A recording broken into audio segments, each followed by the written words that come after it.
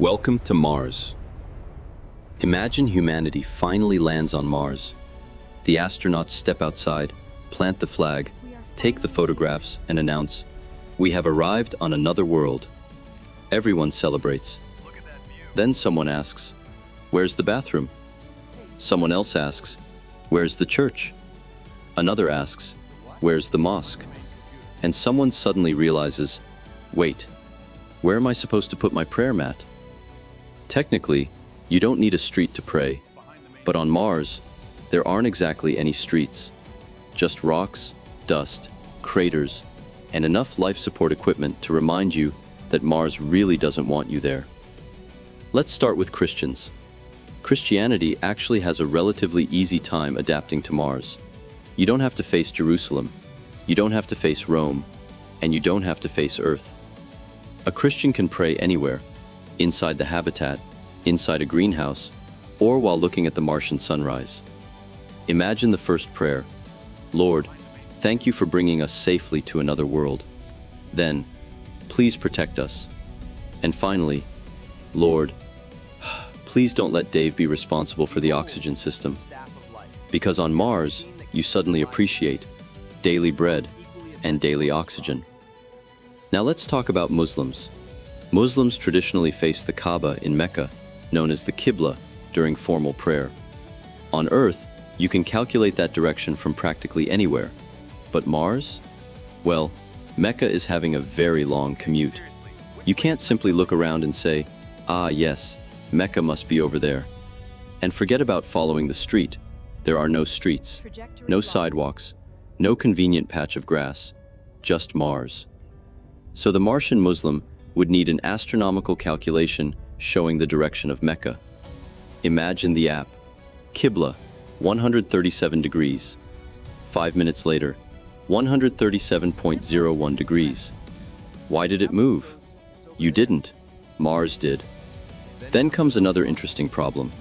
Muslims have 5 daily prayers: Fajr, Dhuhr, Asr, Maghrib, and Isha. Mars has a day called a sol, lasting about 24 hours and 39 minutes. So eventually, Islamic scholars would need practical rules for determining prayer times on Mars. Imagine your notification. Fajr begins in 3 minutes. You're half asleep. You look outside. It's completely dark. You think, "Excellent. Some things work just like Earth." Then you remember, you're on Mars.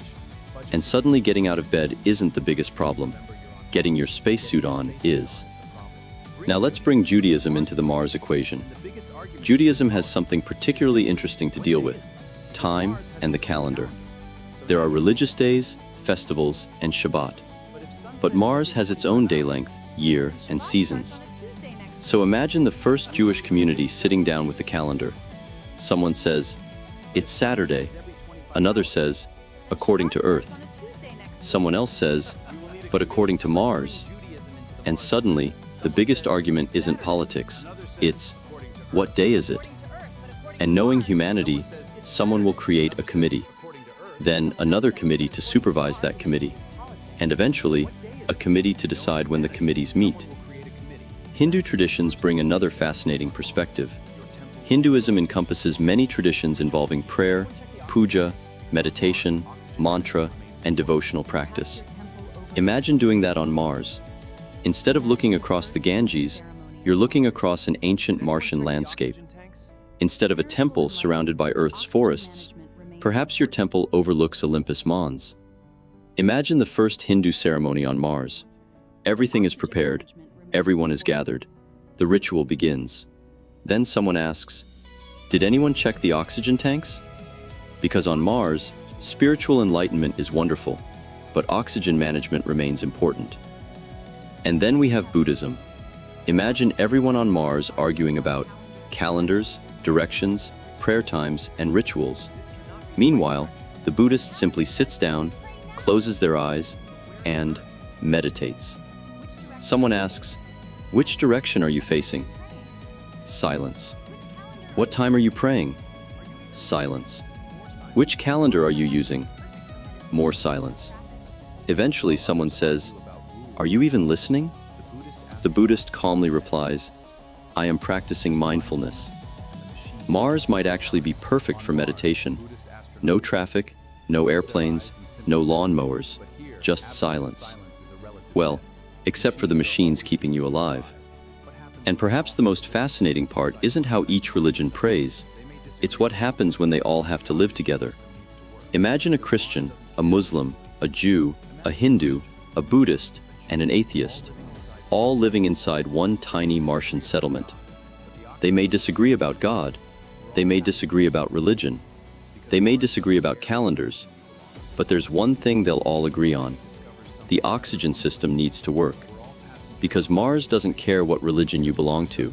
Suddenly humanity discovers something rather humbling. We're all passengers on the same spaceship. And perhaps the Mars question becomes more profound than funny. For thousands of years, human religions developed on Earth.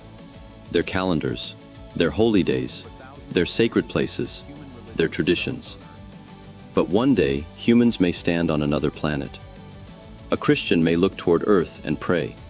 A Muslim may calculate the qibla toward Mecca. A Jew may observe Shabbat. A Hindu may perform puja. A Buddhist may meditate. And an atheist may simply stare into the universe and wonder. Mars won't necessarily destroy religion. It may force humanity to ask a much bigger question. If God created the universe, does leaving Earth really mean leaving His creation? Maybe Mars won't be the end of religion. Maybe it will simply give humanity a much bigger place to think about it. So perhaps the first religious question on Mars won't be, which religion is correct? It might simply be, where do I pray? After thousands of years of religious tradition, humanity may finally have to calculate it on another planet. I'm Terry, and this is Terry's Diverse Horizons, spreading the word. If you enjoyed the journey from Earth to Mars, subscribe, share the video, and join me as we explore religion, history, science, and the future of humanity. Because apparently, even when we become a multiplanetary species, we're still going to argue about calendars. God bless.